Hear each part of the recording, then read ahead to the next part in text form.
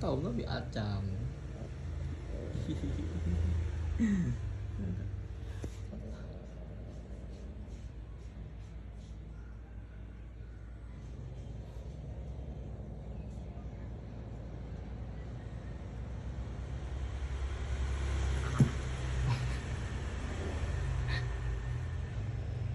chẳng nó chẳng để lấy một cái đấy để ăn nhân đi đó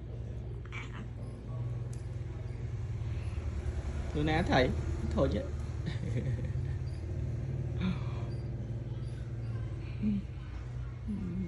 tôi như vậy ăn nhân chứ đâu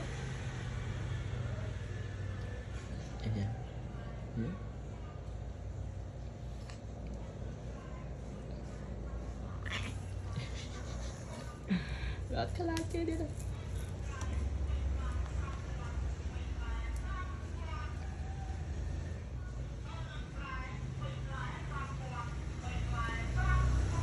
lên dầm lên ê ăn lát vui chua cho bố ạ cô này chất khang mà lên